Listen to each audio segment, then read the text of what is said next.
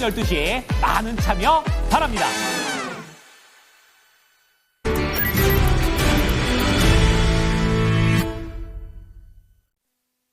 쓰리포인트는 토마토 투자클럽의 김근우 전문가와 함께 보겠습니다. 안녕하세요, 전문가님. 네, 안녕하세요. 김근우입니다. 네, 오늘 장에 대해서 또 어떤 해안을 제시를 해주실지 첫 번째 포인트부터 알아보겠습니다. 글로벌 증시 동반 폭락입니다.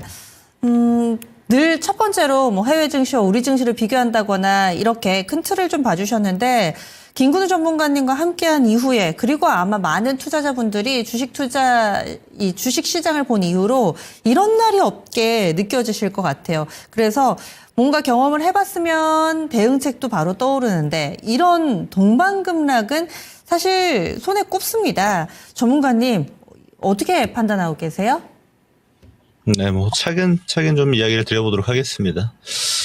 우선 이 큰 방향에선 이렇게 보시는 게 좋아요. 작년에 있었던 우리 시장만의 좀 개별적인 악재들, 예를 들면 정치 이슈라든지 이런 것들에 우리만 급락했던 거랑 지금 상황은 좀 다릅니다.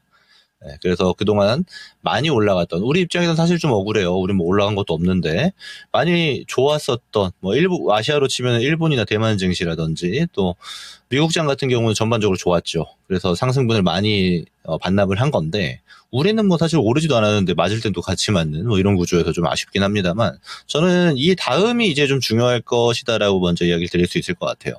먼저 재료로서 보면은 지금 이 하락을 지속하게 만든 거는 미증시의 급락이었고, 미증시의 급락의 어떤 점화를 만들어냈던 거는 관세였습니다. 근데 지금 관세에 대해서 여러 가지 이야기들이 굉장히 많죠.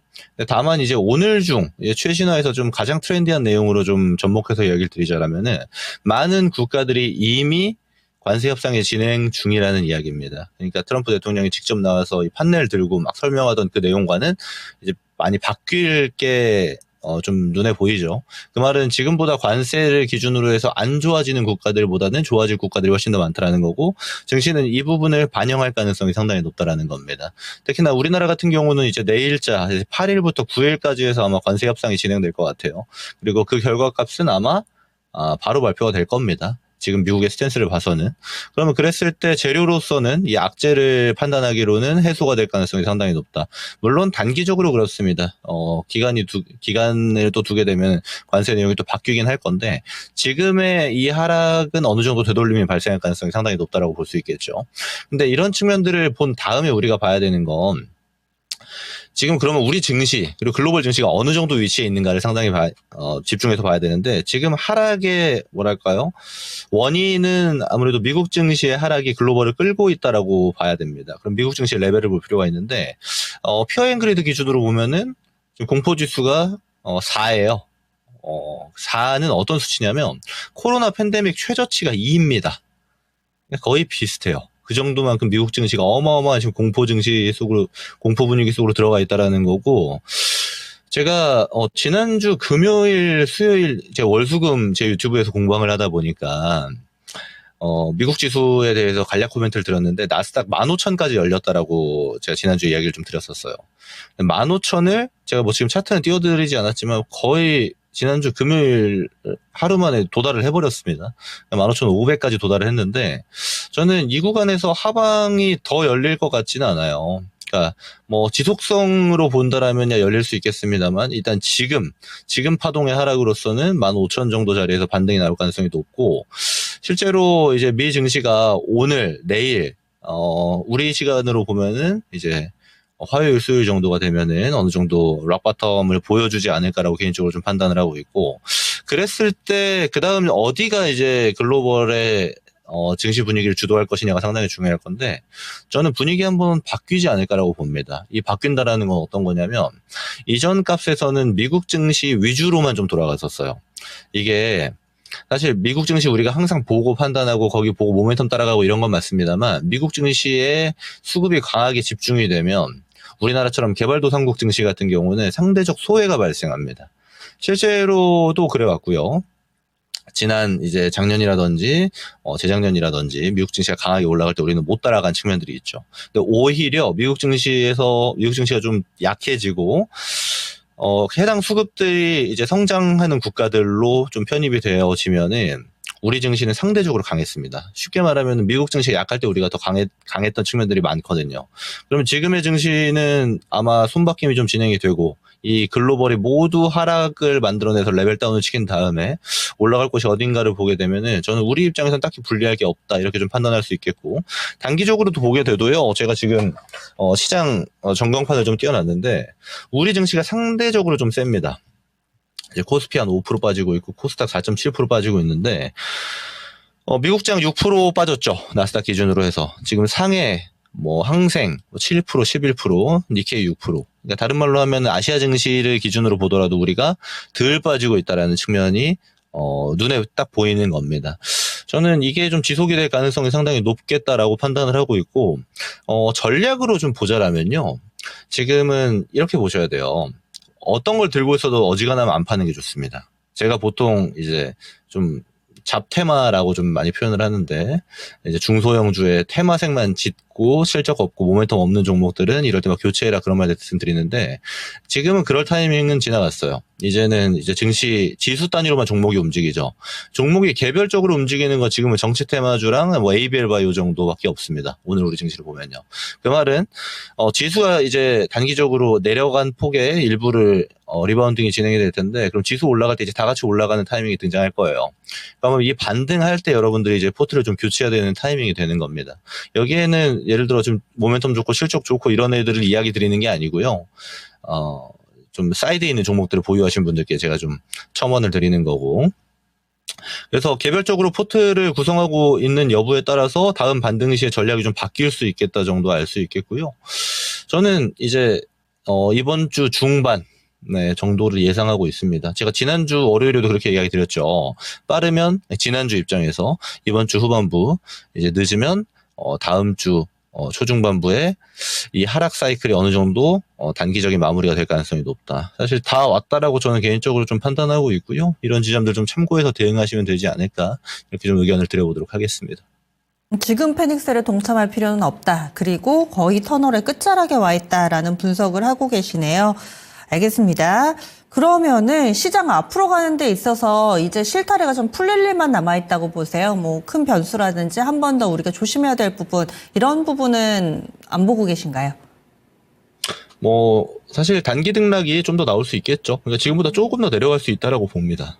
그러면 지금부터 내려갈 공간이 많은가 아니면 반등 시에 올라갈 공간이 많은가를 보면 지수 입장에서야 좀 갈릴 수 있겠습니다. 올라갔다 내려갔다 할 거니까. 근데 이제 섹터의 재료들이 등장하는 시기, 그리고 실적주들이 다시 반등하는 시기가 같이 맞물리게 되면은 좋은 거 들고 있는 분들은 괜찮아질 가능성이 높겠죠. 그래서 제가 내일 좋다, 오늘 좋다, 다 예측하면 참 좋겠지만 그거는 불가능의 영역이기 때문에 저는 범주상 이번 주 초중반 시기, 그러니까 이제 화요일, 수요일 정도 되는 구간 정도에서 이 단기 반등세가 한번 등장해야 되는 타이밍이다라고는 보고 있습니다. 이 정도 얘기 드릴 수 있을 것 같아요. 예, 알겠습니다. 다음 두 번째 포인트 넘어가겠습니다. 다음으로 봐야 될 부분은요. 오늘도 정치 테마주들은 뜨겁습니다. 6월 초까지 지속될 대선 레이스 60일도 채 남지 않았습니다. 이런 상황 가운데서 정치 테마주들을 하자니 또 고민이 되고 변동성도 좀 힘들고요. 그리고 안 하자니 가뜩이나 시장이 조정을 받아서 할 게 없습니다. 다 갈 때면 눈길이 많이 안 가실 텐데 정말 시장에서 오르는 게 이것밖에 없습니다. 그래서 어떻게 해야 될까? 이 정치 테마를 바라보는 시선 어떠신가요? 네, 우선 먼저 말씀드릴 게 제가 오늘 이쪽에 아무래도 유동성 자체가 없는데 돌고 있는 게 정치 테마 쪽이다 보니까 이쪽 코멘트는 드리지만 이거 안 하셔도 돼요. 그리고 안 하는 게 낫습니다. 특히나 일반적인 투자자분들은. 근데 이게 트레이딩 좀 자신 있고 그러니까 테마주 구분이 좀 되시는 분들은 지금은 이것밖에 할 게 없기 때문에 제가 같이 좀 이야기 드리는데 지금 대선 일자가 거의 정해졌죠.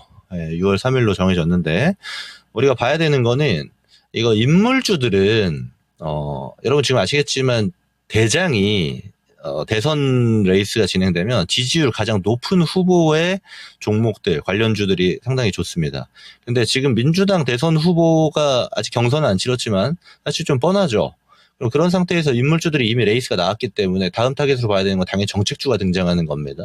그리고 정책주는 어떻게 판단하셔야 되냐면 막 아무거나 사는 이거면은 정책주가 되겠다 이런 방식으로 접근하는 것보다는 시장이 지금 정책주로 어느 정도 보고 있는 애들 속에서 낙폭이 좀 있고 좀 덜 올라간 애들 또는 많이 올라간 다음에 조정 세게 받은 애들 이런 애들은 들어갔다 나왔다 정도 할 수 있겠죠. 그래서 이거는 현금 비중 좀 여유 있고 트레이딩 좀 하실 수 있는 분들의 영역으로 좀 두겠지만 거의 정해져 있는 정책들이 있습니다. 대표적으로 뭐 일자리 정책이나 저출산 정책 같은 거는 거의 나올 수밖에 없는 구조이기 때문에 이쪽 종목들은 계속 관심 있게 좀 보시는 게 트레이딩 뷰에서는 유리하지 않을까라고 좀 판단을 하고요.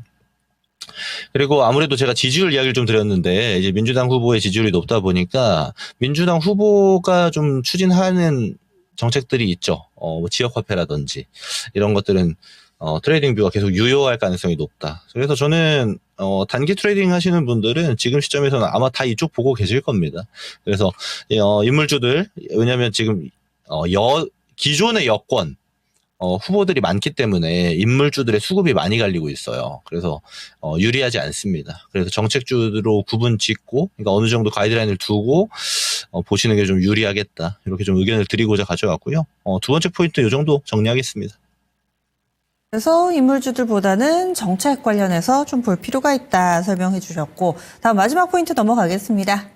마지막 포인트에서 좀 많이 팁이 나올 것 같아요. 그래서 뭘 봐야 되냐. 관심 섹터. 저도 이게 궁금했습니다. 시장이 조정을 받을 때 어떤 쪽부터 눈길을 좀 줘야 되는지 전문가님 시각은 어떠세요? 작년 8월 초에 이제 엔캐리 트레이드로 인한 이제 시장 급락이 나올 때 제가 여러분들께 이 시간에 어떤 코멘트를 드렸었냐면 그때도 월요일로 제가 기억을 합니다. 가장 강했던 애들이 시장 급락 나올 때 먼저 올라갑니다라고 이야기 드렸어요. 이거는 어떤 시장이든 마찬가지입니다. 그러면 지금 가장 강했는데 많이 내려온 애들이 어디 쪽일까를 보게 되면 어느 정도 구분을 지을 수가 있겠죠. 그래서 우선적으로 얘기 드릴 건 엔터입니다. 엔터 지금 거의 제가 한 2달째 얘기하고 있는 것 같은데 좀 지겨우시겠지만 저는 여전히 좋다고 봐요. SM은 지금 이런 시장에서도 신고가 뚫고 지금 조정받고 있고 YG 엔터나 JYP 그리고 하이브 같은 종목들 이런 대형 엔터를 포함해서 디어유라든지 스튜디오 드래곤 같이 제가 추천주로 드렸던 미디어 쪽도 저는 마찬가지입니다. 굉장히 괜찮다고 보고 지금 시점에서 일부 비중은 계속 있어야 된다라고 저는 판단을 합니다. 시장 대비해서 계속 강한 모습을 보여주고 있고 시장이 폭락이 나옴에도 사실 덜 빠지는 측면도 있어요. 저는 그래서 엔터주들은 계속 관심 있게 보시고 조정폭이 좀 센데 싶은 애들은 담을 수도 있는 뭐 이런 영역으로 둘 수 있다라고 판단하고 있고요. 지금 엔터주들은 단순히 중국 모멘텀으로만 한한령 해제 기대감으로만 움직이는 게 아닙니다. 실적이 전반적으로 돌고 있어요. 그리고 올해 같은 경우 작년이랑 다르게 메인이 되는 아티스트들의 복귀들이 많습니다. 그러면 그 일정까지 우리가 어느 정도 스터디가 된다라면은 실제로 일정 타겟으로도 트레이딩이 충분히 가능하겠죠. 그래서 저는 중국 관련 긍정 모멘텀도 가지고 있고 실적도 턴어라운드 되고 있는 이쪽에서는 아마 올해 내내 관심을 갖지 않을까 판단하고 있는데 기존 의견과 동일하게 말씀을 드려보도록 하겠습니다. 자, 그리고 두 번째는 반도체입니다. 반도체가 지금 많이 밀리고 있어요. 실제로 레거시는 데이터가 계속 좋아지고 있는데 주가는 반대로 갑니다. 이런 애들이 저는 더욱더 알짜라고 봐요. 그러니까 실적이 계속 좋아지는데 주가가 내려가고 있다? 그것도 시장 단위 영향으로 글로벌이 다 빠지고 있으니까 그런 게 좀 기회죠. 그래서 우선 먼저 봐야 되는 건 당연히 이제 레거시 쪽입니다. 최근에 이제 증시가 폭락이 나오기 직전까지도 레거시 쪽이 우선적으로 좋았기 때문에 동진 세미캠부터 시작하는 한솔케미칼, 원익 머티리얼즈, 하나 머티리얼즈, 여기 월덱스 같은 기업들. 그러니까 기존에 많이 주목받지 못했던 HBM에 좀 가려졌던 애들이 우선적으로 당연히 우선순위에 있는 거고 지금 지수가 밑으로 밀리려면 당연하겠지만 삼성전자, 하이닉스가 많이 빠져야 돼요. 이쪽을 눌러놓으니까 그 밑에 따라가는 애들이 다 눌리는 겁니다. 그러니까 구조가 그래요. 그래서 얘네들은 여전히 저는 기회다. 여전히 너무 싸다라는 판단이 들고 계속 관심 있게 보셔야 되지 않을까. 그리고 지수 반등기에 일부 섹터는 반등의 폭만큼만 반등이 올라갈 거고 그리고 또 다른 애들은 지수는 반등 정도만 나오는데 끌고 올라가는 애들이 또 등장할 겁니다. 주도주가 등장할 건데 저는 반도체 가능성이 상당히 높다라고 좀 판단을 하고 있어요.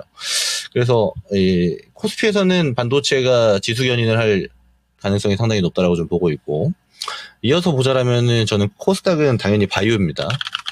알테오젠을 포함해서 오늘은 이제 ABL 바이오가 라이센스 아웃 4조짜리 나왔죠.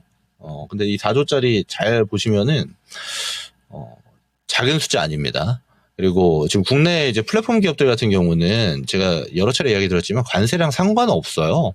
이거 기술 수출이기 때문에 이제 바이오 의약품 관세 적용한다 만다 하는 얘기 나올 때마다 이거 잘 모르시는 분들이 자꾸 그 알테오젠을 언급하시던데, 알테오젠이랑 아무 상관 없습니다. 알테오젠 기술 수출하는 거랑 관세 매길 게 없죠. 뭐가 있어야 매기죠.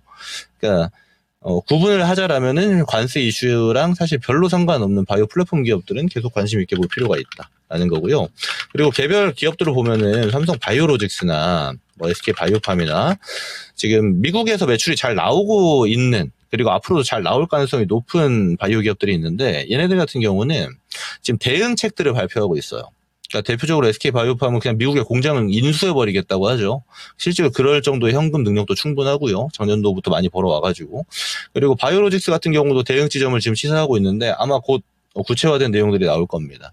그러면 이 바이오 의약품에 관세하면서 또 바이오 종목들도 뭐 지수가 밀리니까 당연히 좀 밀리고 있는데, 가격적인 메리트는 계속 있다라고 보는 게 맞겠죠. 그리고 상대치로 본다라면은 실제로 지난 한 1, 2주 기간 동안 거의 모든 섹터가 많이 내려갔는데 바이오는 좀 덜 빠지고 있어요.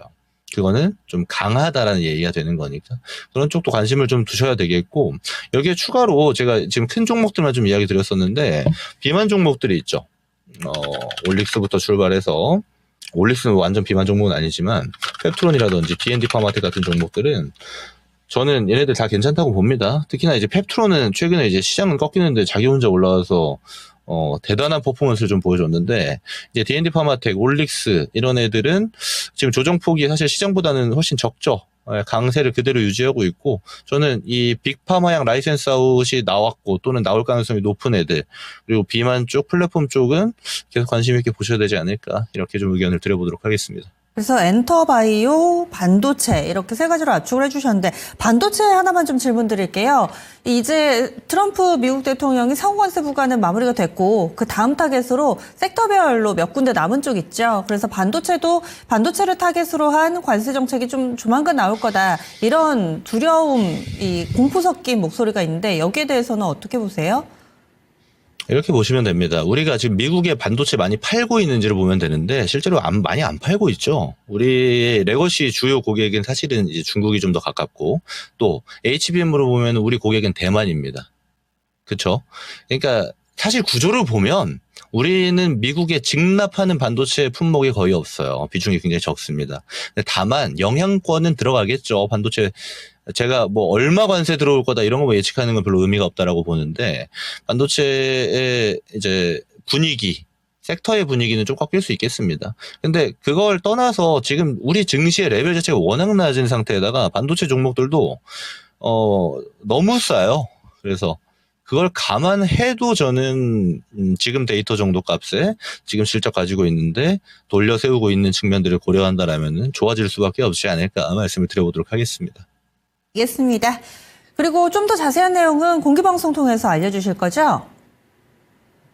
네, 맞습니다. 오늘도 4시에 라이브 진행할 거고요. 오늘 타이틀은 제가 거의 다 끝났습니다. 기다리면 되는 증시라고 이야기 드렸는데, 제가 오늘 이제 짧게만 코멘트를 드리면, 사실 이런 폭락이 최근에, 그러니까 작년 하반기부터 좀 자주 나와서 그렇지, 이럴 때 팔게 되면 보통 후회합니다. 특히나 좋은 거 들고 있는 분들. 좋은 종목, 좋은 모멘텀, 좋은 실적 가지고 있는 종목들은 요런 구간에서 팔면은 후회까지 얼마 걸리지도 않아요. 그래서 그러지 마시고 지금은 좀 기다리셔라. 혹시나 이제 멘탈이 흔들리시는 분들은 HTS, MTS를 안 보시는 게 낫습니다. 그리고 이렇게 급락이 나오면 사실 전 이게 좀 낫다라고 보는 게 뭐냐면, 사실 우리가 흐른다고 표현하죠. 막 기간 조정이 길게 나오면 오히려 좀 더 고된데, 이렇게 폭락으로 떨어지면요, 반등도 생각보다 빠른 타이밍에 등장할 수 있기 때문에 차라리 이게 낫다. 길게 끌고 조정 나오는 것보다 이렇게 판단하시고 좀 기다리면 되는 영역으로 두시기를 바란다라는 말씀을 드려보고 마무리하도록 하겠습니다. 예, 알겠습니다. 자세한 말씀 고맙습니다. 네, 고맙습니다. 네, 이렇게 해서 김건우 전문가 함께했습니다.